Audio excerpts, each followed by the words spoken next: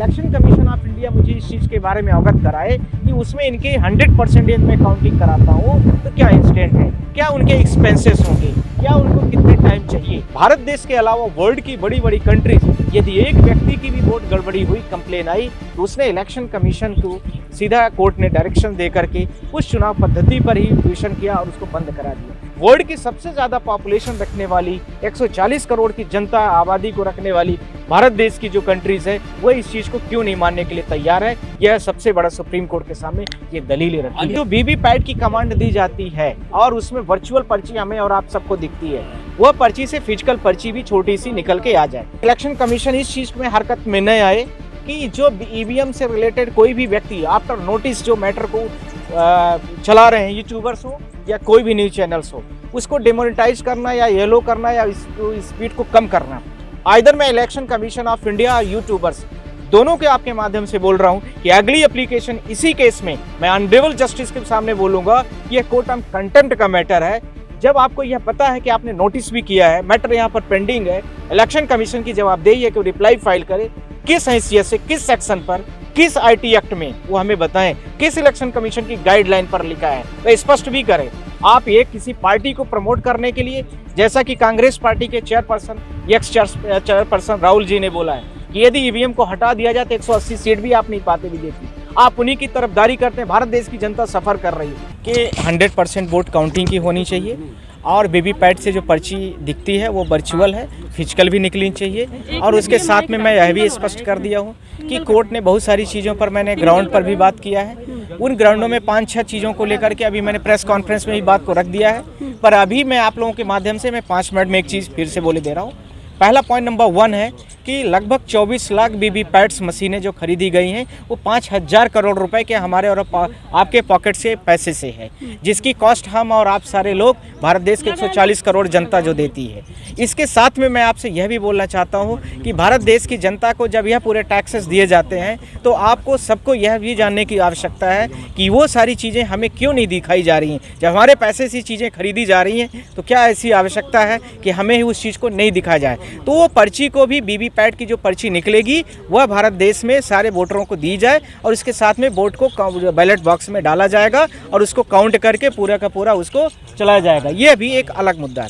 इसी के साथ में मैं आपसे यह भी बोलना चाहता हूँ कि जो कॉस्ट है वो कॉस्ट का जब हमसे पॉकेट से लिया जाता है तो फिजिकली भी पेपर में हमें उसको देने का भी हमने कोर्ट से प्रेयर है हमारी, वो भी कोर्ट ने नोटिस कर दिया है। कोर्ट ने यह बोला है कि इलेक्शन कमीशन ऑफ इंडिया के पास 2 चीज़ों को लेकर के क्या स्टैंड है वो मुझे 100% क्लियर करें। पहला पॉइंट नंबर 1 इसका जो क्वेश्चन में है नोटिस पर, पहला जो इसका सब पॉइंट्स है वो ये है कि 100% वोट यदि काउंट कराई जाती है तो क्या आपके इंस्टेंट है, what is the instant of you, point number 1। Point number 2, इसके साथ में यदि फिजिकल 100% फिजिकली पेपर से निकलती है, पर्ची निकलती है, तो उसके लिए आपके क्या इंस्टेंट है। दोनों को लेकर के कोर्ट ने नोटिस कर दिया है। इसके साथ में मैंने बहुत सारी चीज़ों को बताया है, बोला है अभी प्रेस कॉन्फ्रेंस में, आप सारे लोग उसको देख लेना और उसको अपने साथ में ले लेना। फिलहाल इसे कि मैं आँख का अंधा हूँ या मुझे कम दिखाई देता है, अंधा का मतलब यहाँ पर कंप्लीट नहीं, कम दिखाई देता है। हम 7 सेकंड में इस चीज़ को क्लैरिफाइड नहीं कर पाते हैं कि हमने जो पर्ची में बटन दबाई है वह पर्ची क्या लाइट से, जो चीज़ें लाइट उसमें 7 सेकंड की दिख रही है उतने सेकंड में वह चुनाव संबंधित व्यक्ति को वोट पड़ा कि नहीं पड़ा, यह चीज़ें नहीं स्पष्ट हो पाती हैं। तो यह भी इलेक्शन कमीशन ऑफ इंडिया उस लाइट को भी शॉर्ट कर दिया है, यानी 7 सेकंड का कर दिया है, तो उसकी भी टाइम इंटरवल्स को बढ़ाया जाए, यह भी एक नेक्स्ट ग्राउंड है। इसके साथ में जो लास्ट प्रेयर है इस पूरे केस का, मैं आप लोगों के माध्यम, आर्टिकल 324 और 326 को लेकर के था। 324 में आप लोगों को सबको पता है इलेक्शन कमीशन ऑफ इंडिया के बारे में, ड्यूटीज़ और उसके अपॉइंटमेंट के बारे में है, पर इसके साथ में इसको फ्री और फेयर इलेक्शंस कराना आर्टिकल 324(2) के साथ में स्पष्ट लिखा है कि फ्री और फेयर इलेक्शन कराना इसकी जवाबदेही और जिम्मेदारी दोनों है। पर यहाँ पर वो इन चीज़ों को बिल्कुल भी नहीं मान रहा है। सुप्रीम कोर्ट ने यह भी सारी चीज़ों के साथ में दरम्यान में टिप्पणी भी की और पूछा भी कि इलेक्शन कमीशन ऑफ इंडिया मुझे इस चीज़ के बारे में अवगत कराए कि उसमें इनके 100% में काउंटिंग कराता हूँ तो क्या इंस्टेंट है, क्या उनके एक्सपेंसेस होंगे, क्या उनको कितने टाइम चाहिए। अब इन चीज़ों को लेकर के समाधान भी हम लोगों के पास में पहले से हम लोगों ने प्रेजेंटेशन के तौर पर रख लिया है। इसके साथ में मैं यह भी बोलना चाहता हूँ, सिमिलर ग्राउंड्स में बहुत सारी पटिशन है, सारी पटिशनों को कोर्ट ने ऑर्डर करके टैग करने के लिए भी ऑनरेबल्स को रिक्वेस्ट करके बोल भी दिया है कि ये सारी जितनी भी इलेक्शन से संबंधित पिटीशन है उन सबको एक साथ में सुनवाई के लिए रख लिया जाए। उसमें काफ़ी सारी और भी पिटीशंस आ गई हैं जिनको टैग करने के लिए यह बोल दिया गया है। इसके साथ में नेक्स्ट 2 ग्राउंड्स जो और भी हैं, मैं आपसे कहना चाहता हूँ, भारत देश के अलावा वर्ल्ड की बड़ी बड़ी कंट्रीज, यदि एक व्यक्ति की भी वोट गड़बड़ी हुई, कंप्लेन आई, तो उसने इलेक्शन कमीशन को सीधा कोर्ट ने डायरेक्शन दे करके उस चुनाव पद्धति पर ही क्वेश्चन किया और उसको बंद करा दिया।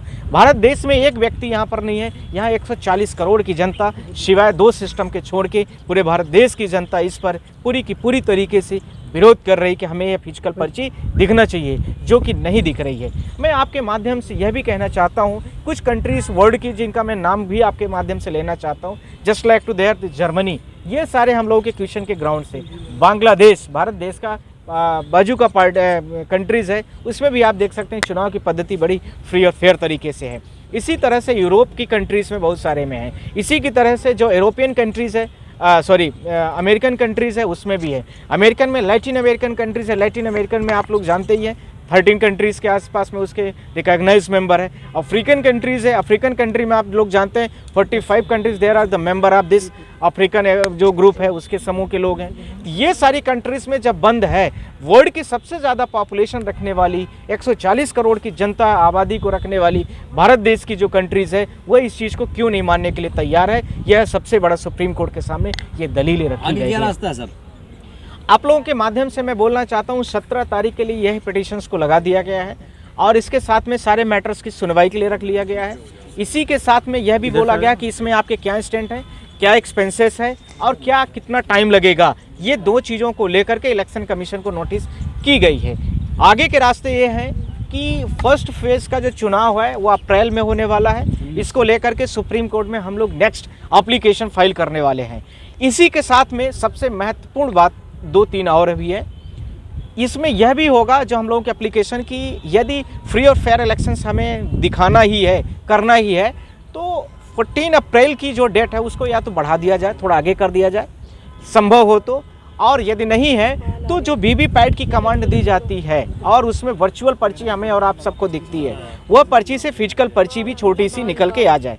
जैसे आप लोग देखते होंगे, कोई क्रेडिट कार्ड से आपने पेमेंट कटवाया, या आपने देखा होगा दुकानों में आप लोग जाते हैं, पेट्रोल पंप में जाते हैं, कार्ड स्वेप करते हैं, छोटी सी पर्ची निकल के आपको देते हैं। एटीएमओ में आप देखते हैं प्रिंटिंग छोटी छोटी लगी रहती है, जितना आप ट्रांजेक्शन करते हैं अकाउंट का ट्रांजेक्शन होता है, साथ में आप यदि अकाउंट का अवेलेबल बैलेंस या मिनी स्टेटमेंट निकालते हैं, बड़ी छोटी छोटी पर्चियाँ निकलती हैं। ऐसे ही वीवीपैट की भी छोटी सी पर्ची होती है और वह निकालना इनके लिए आवश्यक होना चाहिए। यह हमारी अगली जल्दी ही प्रेयर होने वाली है और इसके साथ में हम लोग अर्जेंसी के लिए मेंटेन कर रहे हैं। इसी का जो दूसरा लास्ट और सबसे महत्वपूर्ण ग्राउंड है, सारे यूट्यूबरों के माध्यम से मैं आप लोगों को बोलना चाहता हूं, पूरे भारत देश के लोगों को मैं बोल रहा हूं, इलेक्शन कमीशन के बारे में भी मैंने कल भी बोला है।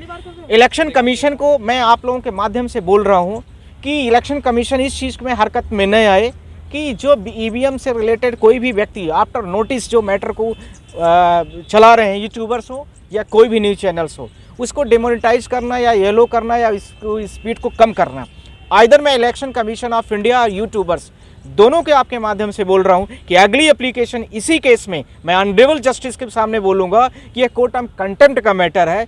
जब आपको यह पता है कि आपने नोटिस भी किया है, मैटर यहाँ पर पेंडिंग है, इलेक्शन कमीशन की जवाबदेही है कि वो रिप्लाई फाइल करे, किस हैसियत से, किस सेक्शन पर, किस आईटी एक्ट में, वो हमें बताएं, किस इलेक्शन कमीशन की गाइडलाइन पर लिखा है, वो स्पष्ट भी करें कि जितने भी यूट्यूबर्स हैं, अब तो फ्रंट मीडिया ज़्यादा चलाती नहीं है भारत देश की आवाज़ को, तो जो छोटे छोटे न्यूज़ चैनल्स हैं जो पूरे भारत देश की आवाज़ बन के उभरे हैं इस समय पर, उनकी इन चीज़ों को क्यों इन्होंने बैन करके रखा है, या उनको डिमोनेटाइज करना, या उनकी रीच को कंट्रोल करना, या उनको रोकना, या उनके अकाउंट को सस्पेंड करना, ये किस नियम के तहत पर है, यह भी स्पष्टीकरण वो देंगे। यदि नहीं देते हैं और दोबारा इसी तरह से करते रहेंगे तो मैं आपके माध्यम से इलेक्शन कमीशन ऑफ इंडिया को यह वार्निंग भी दे रहा हूं कि अगली एप्लीकेशन कोर्ट ऑफ कंटेम्प्ट की दायरे में, जैसे स्टेट बैंक ऑफ इंडिया के साथ हुआ है, वह आप लोगों के साथ भी हम लोग करेंगे। इस चीज़ के लिए मैं आपसे बार बार बोल रहा हूँ, election commission of India not a part of the government, it is the part of the constitution.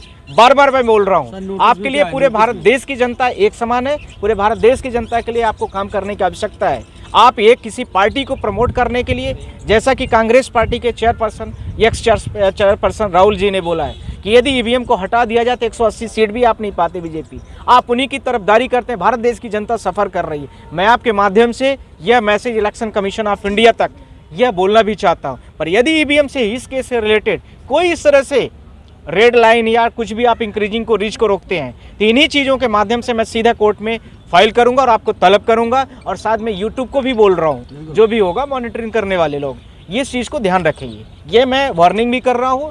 और यदि भारत देश के आर्टिकल स्पीच का फ्री और फेयर हमारी सबके आवाज़ एक्सप्रेस करने का पावर आपके पास भी है, हमारे पास भी है। हम लोग कोई वायलेशन वाली बातें नहीं कर रहे। कानूनी तरीके से जो कानून में होंगे, जो कोर्ट में होंगे, जो आफ्टर नोटिस होंगे उसके बाद जारी हो चुकी है। ये नोटिस कितनी खास है, क्या है नोटिस में? देखिए, बहुत बार पिटीशन भी फाइल होती हैं, बहुत बार डिसमिस भी होती हैं, पर इस बार केस को आप लोगों ने देखा चुनाव के दौरान पर ही इसमें नोटिस हुआ है। आप सारे लोग देखेंगे इसमें कुछ अच्छा होने वाला है। मैं बहुत सारी चीज़ों को अभी नहीं बोलना चाहता हूं, क्योंकि इनके रिप्लाई आने के बाद, इलेक्शन कमीशन की रिप्लाई आ जाने दीजिए, उसके बाद हम आप लोगों को, सारे न्यूज़ चैनलों को और इसके साथ में पूरे भारत देश की पब्लिक डोमेन में रिप्लाई इनकी जल्दी ही आ जाएगी मुझे लगता है, क्योंकि अभी 17 का इन्होंने टाइम दिया है। इसके माध्यम से मैं आप लोगों के माध्यम से बोलना चाहता हूं, तब तक के लिए फ्री और फेयर इलेक्शंस हो, पूरे भारत देश की जिम्मेदारी है। और इसके साथ में मैं बोलना चाहता हूं कि वीवीपैट की पर्ची से चुनाव हो, इसको लेकर के हम पूरी जिम्मेदारी जवाबदेही के साथ आपसे यह बोलना चाहते हैं कि मेरी लास्ट तक की यही लड़ाई रहेगी कि इस 2024 तक का जो चुनाव है वो वीवीपैट की पर्ची से, काउंटिंग से, और ईवीएम और वीवीपैट की पर्ची, फिजिकल जो वोटिंग होगी यानी जो पर्ची निकल के आएगी, वो तीनों मिला करके ही रिजल्ट डिक्लेयर किया जाए और फिर उसके बाद सर्टिफिकेट बांटे जाए। ये मेरी अंतिम लड़ाई की और अंतिम प्रयास है। Please, thank you.